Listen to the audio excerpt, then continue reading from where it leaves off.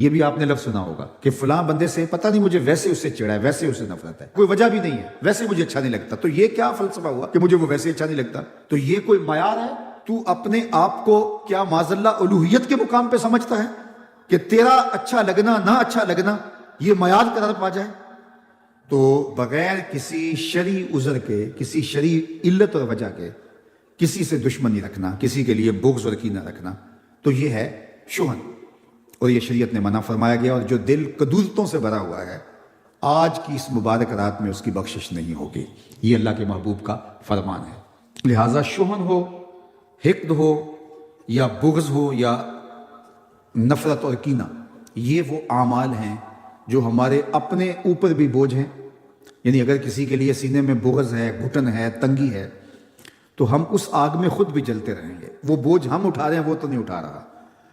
حاسد کی نیکیاں محسود کے نامہ اعمال میں درج کر دی جاتی ہیں، اور اس کی نیکی فرمایا کہ جس طرح سوکھی لکڑیوں کو آگ کھا جاتی ہے، حاسد کے عمل کو یوں جو ہے وہ ختم کر دیا جاتا ہے۔ اس کے عمل سوکھی لکڑیوں کی طرح ضائع ہو جاتے ہیں، محنت کی، مشقت کی، لیکن کسی سے حسد کیا تو اس کے عمل اس کے نامہ اعمال کے اندر پڑ گئے۔ حضرت خواجہ اللہ بخش تونسوی رحمۃ اللہ تعالیٰ علیہ کے پاس کوئی شخص آیا، اس نے کہا کہ کچھ لوگ مجھ سے حسد کرتے ہیں، تو آپ نے کہا شالا محسود تر تھی میں، اس کا مطلب ہے کہ اللہ تیرے اور حسد پیدا کرے، چونکہ حسد صاحب نعمت سے کیا جاتا ہے، تو اس کا مطلب یہ ہوا کہ اللہ آپ کو نعمتوں کی فراوانی عطا کرے، اور دوسرا حاسد کے عمل تیرے نامہ اعمال کے اندر درج ہوتے رہیں۔ تو کہا یہ بد دعا نہیں ہے، یہ تیرے لیے دعا ہے۔ اور حسد ایک ایسا مرض ہے کہ جس کا پھر علاج نہیں ہے۔ حسد کرنے کی بجائے رشک کرنا چاہیے کہ اللہ نے فلاں کو یہ نعمت دی ہے، عزت دی ہے، دولت دی ہے، شہرت دی ہے، صلاحیت دی ہے، علم دیا ہے، عمل دیا ہے، تقویٰ دیا ہے، میرے مالک وہ بھی تیرا بندہ، تو نے اس کو عطا کر دیا، میں بھی تیرا بندہ، مجھے بھی عطا کر دے۔ حسد کسی کے نعمت کا زوال چاہنا ہے کہ مجھے ملے نہ ملے، اس کے پلے کچھ نہ رہے، لیکن اس کے چاہنے سے تو نہیں ہوتا۔ اللہ دنیا کا نظام اس کے چاہنے سے تو نہیں چلا رہا، اپنی مرضی سے چلا رہا۔ اس لیے حسد کی آگ میں جلنے کی بجائے رشک کی روش اختیار کرنی چاہیے۔ مجھ پہ ان کا کرم ہے، جلتے ہو کیوں اے حاسدو، تم بھی ان کا نام لو، ثاقب رضا ہو جائیے۔ تو ان کا نام لے کر کے عزت پائی جا سکتی ہے، وقار پایا جا سکتا ہے۔ وہ سنیاسی بابے تو نسخہ نہیں بتاتے، لیکن میں نسخہ بتاتا ہوں۔ اگر کوئی چاہے کہ میری عزت ہو، علماء نے تصریح کے ساتھ لکھا ہے، وہ حضور کے حسن کے قصیدے پڑھے، اللہ اس کی عزتوں میں اضافہ فرما دے گا۔ آپ اپنے بچوں میں بیٹھ کے حضور علیہ السلام کا حسن بیان کیا کرے، آپ چند دن کے بعد دیکھیں گے کہ آپ کے بچوں کے دل میں آپ کی عزت اور آپ کی محبت پیدا ہونے لگی ہے، اور پھر جب اس کو پھیلائیں گے تو یہ دور پھیلتا چلا جائے گا۔ اس لیے حقد ہو، حسد ہو، بغض ہو، کینہ ہو، نفرت ہو، اس کو اپنے دل سے کھرچ دینا چاہیے اور دل کو پاک اور ستھرا رکھنا چاہیے۔ لیکن ہم نے اپنے اندر نہ جانے کیا کیا مصیبتیں پال رکھی ہیں۔ ہم اپنے اندر کو صاف کریں، کوئی جھاڑو لے کے اندر بھی تو آئے نا۔ ظاہر کو صاف کرتے رہتے ہیں، شیشے اتے کٹا جمیا کنداں چاڑی جاندے۔ میاں صاحب بولے شیشے اتے کٹا جمیا کنداں چاڑی جاندے، جلداں نوے سانپ کے رکھ دے ورکے پھاڑی جاندے۔ تو ہمیں اپنے اندر اترنا ہے، اپنے من کی صفائی کرنی ہے۔ جب ہم اپنے اندر کو صاف کریں گے تو پھر اس آئینے کے اندر ہمیں اچھی شکلیں نظر آئیں گی، اچھی صورتیں نظر آئیں گی۔ جب اپنے آئینے پر ایک گرد جمی ہوگی تو ہمیں تو کچھ بھی صاف دکھائی نہیں دے گا۔ اس کو جب صاف کریں گے تو پھر آپ کو سب کچھ اچھا دکھائی دے گا۔ باقی اگر آپ کسی میں خامی دیکھتے ہیں، کسی میں خرابی دیکھتے ہیں، تو ہمیں حکم دیا گیا ہے کہ اس کی اصلاح کریں، اس کو بہتر کرنے کی کوشش کریں، اس کو سنوارنے کی کوشش کریں۔ اگر کوئی واقعی ضد میں نہیں مانتا تو اس کو اس کے حال پہ چھوڑ دو، اس کی قبر میں آپ نہیں جانا۔ اس کا حسد، بغض، کینہ اپنے سینے میں لے کر کے آپ بوجھ کیوں اٹھایا ہوا ہے؟ اپنے آپ کو ہلکا پھلکا کیجئے اور آج کھرچ کے پھینکیے۔ اگر کسی کی نفرت سینے میں رکھی ہے، یہ سینہ کسی کی نفرت کو سنبھال کے رکھنے والا نہیں ہے۔ اس سینے میں محمد عربی کا مدینہ ہونا چاہیے۔ اتنا قیمتی دل ہے، اس کی نفرت، اس کی نفرت، اس کا بغض، اس کا کینہ، کیا ہم ان کے کینے سنبھالتے رہیں؟ میاں وہ جانے، ان کا کام جانے۔ ہم اس سینے میں سنبھالیں گے تو ابو بکر کی محبت، عمر کی محبت، علی کی محبت، عثمان غنی کی محبت، حسن حسین کی محبت، اس میں محبتیں ہوں گی، اس میں پیار ہوگا۔ حضور کے غلاموں کی محبت، حضور علیہ السلام سے عشق کرنے والوں کی محبت، اس میں بسے گا تو مدینہ بسے گا۔ جب نظر جھکائیں گے تو آئینہ اتنا صاف ہوگا، دیکھیں گے تو جمال گنبد خضرا دکھائی دے گا۔ تو ہم نے اس کو کیوں میلا کر رکھا ہے؟ جو چیزیں دیکھنے والی ہیں وہ بھی نہیں ہم دیکھ پا رہے۔ اتنا کچھ اس سینے کے اندر چھپایا جا سکتا ہے، لیکن ہم نے اس کے اندر کیا کیا ردی چیزیں چھپا کے رکھی ہیں. تو آج یہ عزم کر کے اٹھیں کہ ہم مشاہن نہیں رہیں گے, ہمارے سینے میں کسی کا بغض نہیں رہے گا.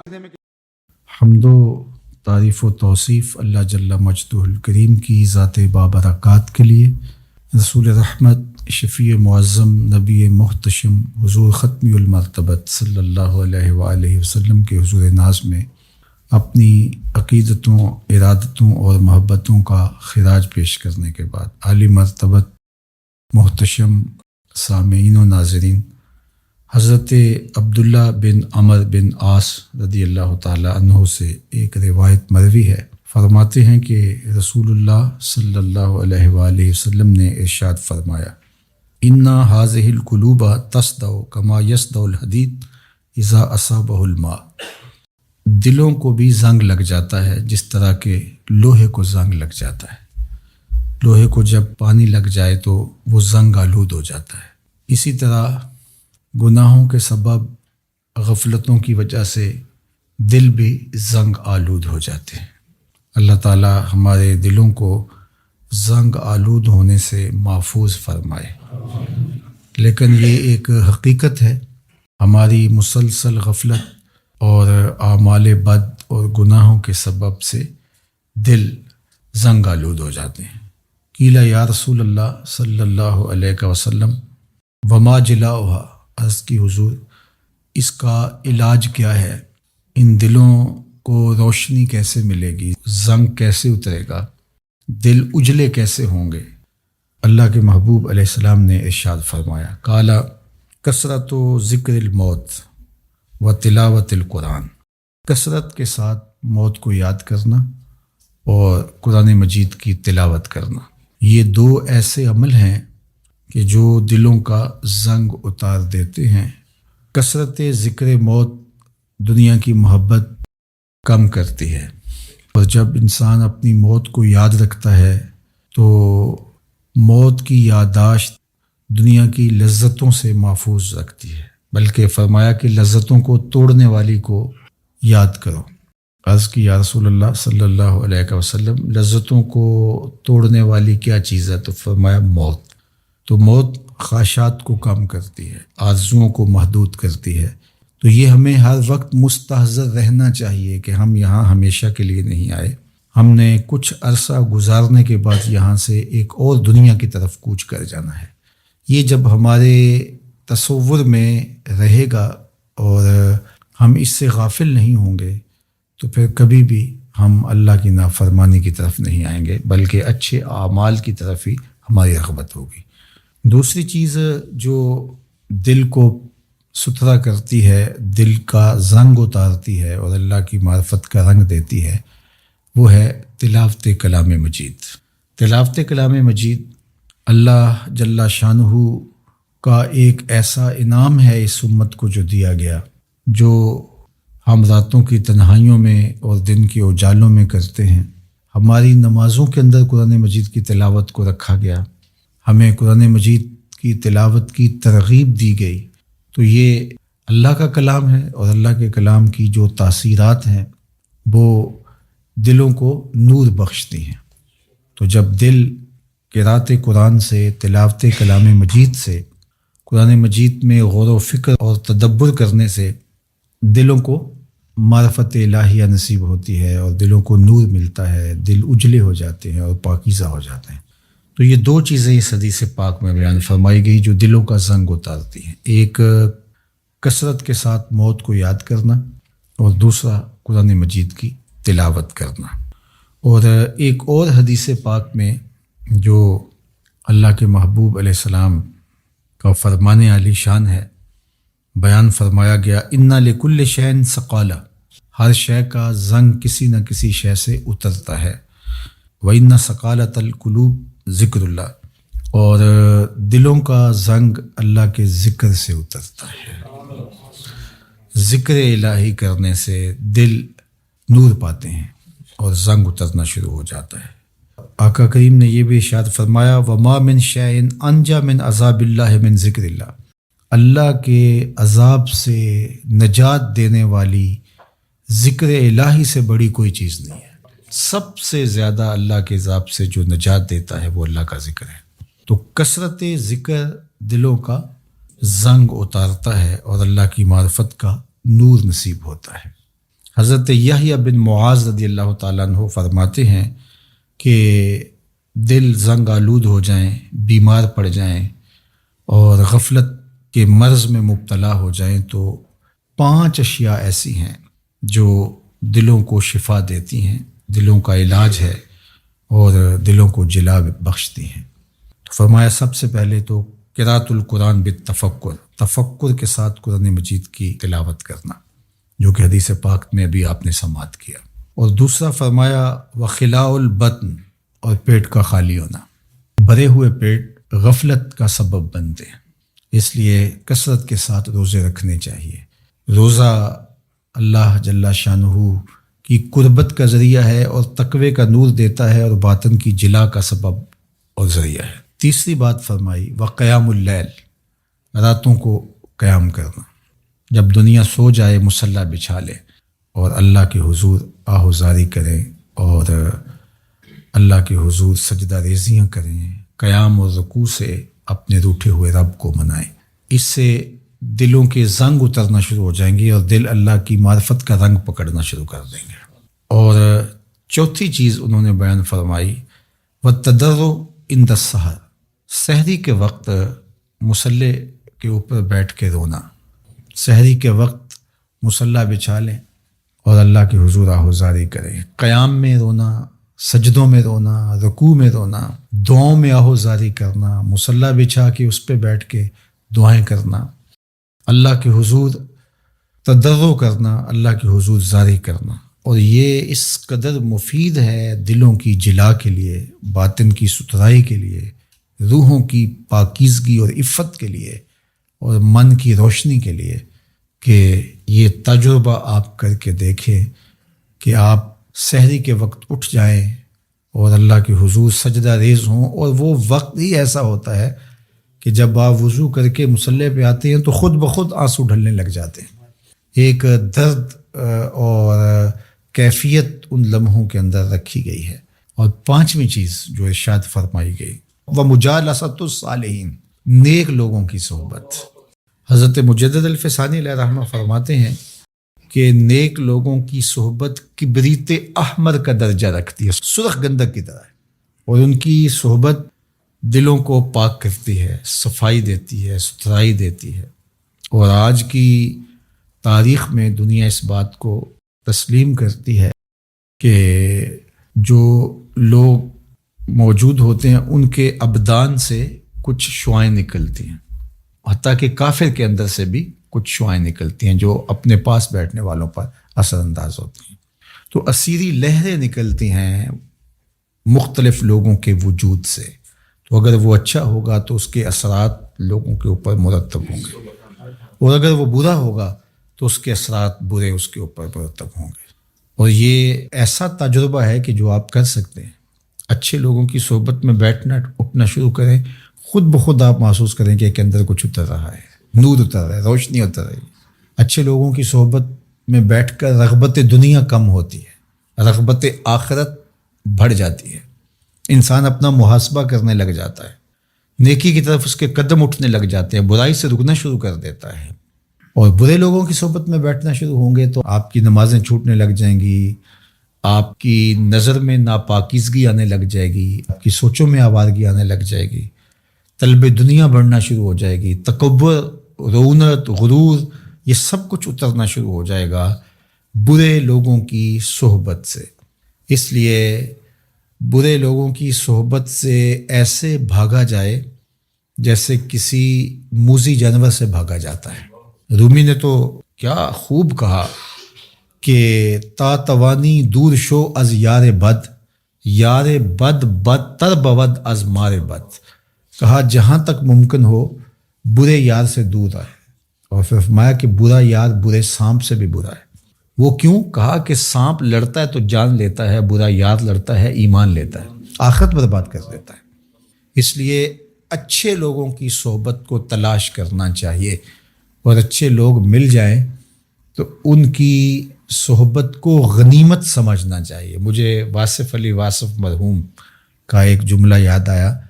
انہوں نے کہا تھا جس شخص کے بارے میں تمہیں شک ہونا کہ اللہ کے قریب ہے اس کے نیڑے لگ جاؤ. تمہیں شک بھی پڑ جائے کہ یہ بندہ اللہ کے قریب ہے تو پھر اس کے نیڑے لگ جاؤ, اس کی غلامی اختیار کر لو, اس کی نوکری اختیار کر لو, اس کی صحبت اختیار کر لو. تو یہ 5 چیزیں حضرت یحییٰ بن معاذ فرماتے ہیں کہ اجڑے ہوئے دلوں کو آباد کر دیتی ہیں, بیمار دلوں کے لیے پیام شفا ہے, اور دلوں کے زنگ اتار کے اللہ کی معرفت کا رنگ دیتی ہیں. اور ان میں سے قراءۃ القرآن بالتفکر, دوسرا خلاء الباطن, تیسرا قیام اللیل, اور چوتھا التضرع عند السحر, اور 5واں مجالسۃ الصالحین, نیک لوگوں کی مجلس صحبت. میاں صاحب نے بھی کہا تھا صحبت مجلس پیر میرے دی بہتر نفل نمازوں, ہک ہک سخن شریف سونے دا کردہ ماہر مرازوں. اللہ اکبر. چونکہ ظاہر ہے جو خیر پر مشتمل بندہ ہوگا تو وہ جب بھی بیٹھے گا خیر ہی بانٹے گا. الاناؤ یترشع بما فیہ, برتن سے وہی ٹپکتا ہے جو برتن کے اندر ہو. تو کسی اچھے آدمی کی صحبت میں آپ بیٹھیں گے تو وہ خیر ہی دے گا, وہ آپ کے لیے رحمت کا سبب و ذریعہ بنے گا. اور برا آدمی چونکہ اس کے اندر ہی شر ہے, اس کے اندر ہی برائی ہے, تو وہ خیر دے ہی نہیں سکتا چونکہ اس کے اندر ہے ہی نہیں. تو اس کے اثرات ضرور مرتب ہوں گے. اور اللہ کے محبوب علیہ السلام نے اچھے جلیس اور برے جلیس کی مثال دی کہ جو اچھا جلیس ہے فرمایا اس کی مثال عطر بیچنے والے کی ہے. یا تو وہ آپ کو تحفہ دے دے گا, جس طرح کہ عطر بیچنے والوں کی عادت ہوتی ہے کہ وہ تحفہ دیتے ہیں, یا پھر اس سے آپ خرید لیں گے. آپ کو عطر اچھا لگے گا, انسانی طبع کو خوشگوار لگتا ہے, تو آپ کہیں گے کہ یہ مجھے دے دیجئے. اور تیسری بات فرمائی کہ اگر نہ وہ تمہیں ہدیہ کرے اور نہ تم خرید سکو تو جب تک اس کے پاس بیٹھے رہو گی خوشبو آتی رہے گی. اور برے جلیس کی مثال فرمائی کہ وہ بھٹی دھونکنے والے کی ہے. یا تو کوئی چنگاری اڑے گی اور تمہارے کپڑوں پہ پڑے گی اور ان کو جلا کے خاکستر کر دے گی, اور اگر ایسا نہیں ہے تو جب تک بیٹھے رہو گے تمہیں اس کی بدبو سے اور تعفن سے تکلیف پہنچتی رہے گی, اور اس کے دھوئیں سے تمہیں اذیت پہنچتی رہے گی. اب تمہارا انتخاب ہے کہ تم اچھے لوگوں کی صحبت میں بیٹھتے ہو یا برے لوگوں کی صحبت میں بیٹھتے ہو. تو دلوں کا علاج پھر اللہ کے ذکر سے ہے. دلوں کا زنگ قرآن مجید کی تلاوت سے اترتا ہے. دلوں کا زنگ قرآن مجید میں غور و فکر کرنے سے اترتا ہے. دلوں کا زنگ اللہ کے ذکر سے اترتا ہے. دلوں کا زنگ کثرت کے ساتھ موت کو یاد کرنے سے اترتا ہے. دلوں کا زنگ سحری کے وقت اٹھ کے اللہ کی حضور آہوزاری کرنے سے اترتا ہے. دلوں کا زنگ صالحین نیک خصلت لوگوں کی صحبت میں وقت گزارنے سے اترتا ہے. اللہ ہمارے دلوں کو مصفہ اور مزکہ فرمائے, اور ہمارے باطن کو ستھرائیاں, پاکیزگیاں اور نور و نکہت عطا فرمائے. فرمایا کہ اس کے حضور استغفار کرو, وہ آسمان سے بارشیں نازل کرے گا, تمہیں بیٹے بھی دے گا, تمہیں مال بھی دے گا, لہلہاتے باغ بھی ہوں گے, چلتی نہریں بھی ہوں گی, معیشت کا پہیہ چل جائے گا اگر تم اللہ سے ڈرنے والے بن جاؤ گے. تو آج ہم کہتے ہیں یہ ہو فلاں ماہر اور فلاں شخص ہو تو پھر ہماری معیشت بہتر ہو سکتی ہے. اللہ نے کہا استغفار کرنا سیکھ لو, میں تمہارے لیے رحمتوں کے دروازے کھول دوں گا, رحمتوں کے در کشادہ کر دوں گا, پیچیدگیاں ختم ہو جائیں گی, مشکلیں آسان ہونے لگیں گی اگر تم اللہ سے ڈرنا سیکھ جو, اس کے حضور استغفار کرنا سیکھ دو. اور اگر تم ایسا نہیں کرو گے تو تمہارے اوپر نیچے سے عذاب نازل ہوگا. وَهُوَ الْقَادِرُ, وہ اس بات پہ قادر ہے, ان یبعث علیکم عذابا, کہ وہ تمہارے اوپر عذاب نازل کرے, تمہارے اوپر سے, تمہارے نیچے سے. اللہ اکبر. اوپر کا عذاب کیا ہے کہ آسمان سے پتھر برسیں, نیچے کا عذاب کیا ہے زلزلے آئیں, یا پھر زمین فصل دینا چھوڑ جائے, زمین بنجر ہو جائے, یہ نیچے کا عذاب ہے. حضرت عبداللہ ابن عباس رضی اللہ تعالیٰ عنہ فرماتے ہیں اوپر کا عذاب یہ ہے تمہارے حکمران نااہل ہوں, اور نیچے کا عذاب یہ ہے تمہاری اولادیں نافرمان ہو جائیں. یہ اوپر اور نیچے کا عذاب ہے جس میں تمہیں مبتلا کر دیا جاتا ہے. یہ کب ہوتا ہے؟ جب تم اللہ کے حکموں کے نافرمان ہو جاؤ. جب چند لوگ اللہ کے نافرمان ہو جاتے ہیں تو پھر ان چند لوگوں کو انفرادی اذیتوں میں اور مشکلات اور پیچیدگیوں میں مبتلا کیا جاتا ہے. لیکن جب کوئی قوم من حیث المجموع اللہ کے حکموں کو توڑتی ہے اور اس کے حکام سے روح گردانی کرتی ہے تو پھر پوری قوم کو مشقتوں میں, اذیتوں میں, تکلیفوں میں مبتلا کر دیا جاتا ہے. اس کا علاج کیا بتایا؟ استغفار. حضرت نوح علیہ السلام نے جو اپنی قوم سے کہا تمہیں مال بھی ملے گا، تمہیں دولت بھی ملے گی، تمہیں بیٹے بھی ملیں گے، سرسبز جو ہے وہ باغات بھی نصیب ہوں گے، ان کی شاخیں پھلوں سے لدی ہوئی ہوں گی، چلتی ہوئی نہریں اور برستی ہوئی بارش، ساون کے نچڑتے ہوئے بادل، اور ماحول کی خنکیاں اور خوبصورتیاں اور جمال اور لہلہاتے ہوئے سبزے، اور تمہارے اوپر ہر طرح کی عنایات برسیں گی اگر تم اللہ سے ڈرنا سیکھ جاؤ گے اور اللہ کے حضور استغفار کرنا سیکھ جاؤ گے، تمہیں خوشحال اور خوبصورت زندگی عطا کر دی جائے گی۔ اللہ اکبر۔ لیکن اگر تم ایسا نہیں کرو گے تو تمہاری معیشت تنگ کر دی جائے گی۔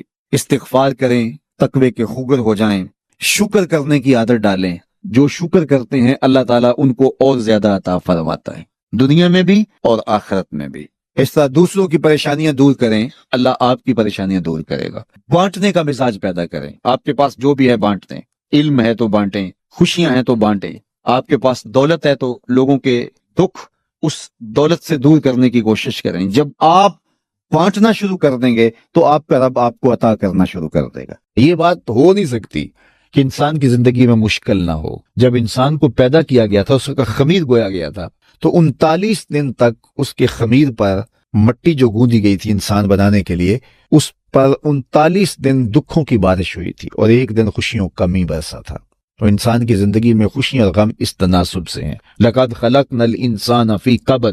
انسان کی زندگی مشقتوں کا مجموعہ ہے، حالات کی تلخیوں کے سے مقابلہ کرنا پڑتا ہے، لیکن حالات مشکل ہو جائیں تو ان سے نکلنے کا راستہ کیا ہے؟ تو سنیے قرآن کیا کہتا ہے، وَمَن يَتَّقِ اللَّهَ يَجْعَل لَّهُ مَخْرَجًا وَيَرْزُقْهُ مِنْ حَيْثُ لَا يَحْتَسِبُ۔ جو اللہ سے ڈرنے لگ جاتا ہے، تقوی اختیار کر لیتا ہے، تو پھر اللہ تعالیٰ جل شانہ اس کے لیے مخرج پیدا کر دیتا ہے، یعنی اس مصیبت سے نکلنے کے اللہ راستے دیتا ہے۔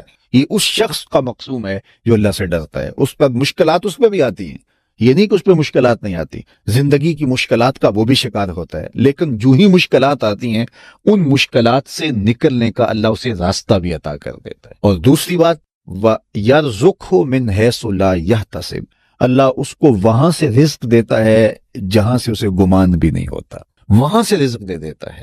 بندہ تو یہ کہتا نا کہ مجھے یہاں سے ملے گا، یہاں سے، ایک بندے کی منصوبہ بندی ہے، لیکن جو اللہ سے ڈرنے والا ہوگا اللہ اس کو وہاں سے رزق دے گا جہاں اسے گمان بھی نہیں ہوگا، خیال بھی نہیں ہوگا کہ یہ راستہ بھی حصول رزق کا ہو سکتا ہے۔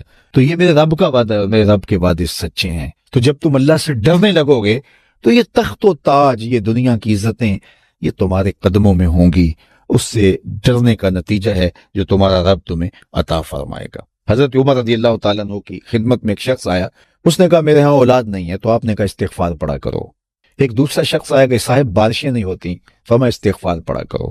تیسرا شخص حاضر خدمت ہوا اور کہا کہ ہمارے ہاں قحط کا عالم ہے، فرمایا کہ استغفار پڑھا کرو۔ تو کوئی پاس بیٹھا تھا، اس کے اٹھ کے جانے کے بعد کہا کہ مختلف لوگ مختلف سوال لے کر آئے اور آپ نے ایک ہی جواب دیا کہ استغفار پڑھا کرو۔ تو کہا میں نے اپنے طرف سے تھوڑا دیا، یہ تو میرے رب کا فرمان ہے۔ کہا وہ کیسے؟ کہا سورہ نوح پڑھو، فَقُلْتُ اسْتَغْفِرُوا رَبَّكُمْ۔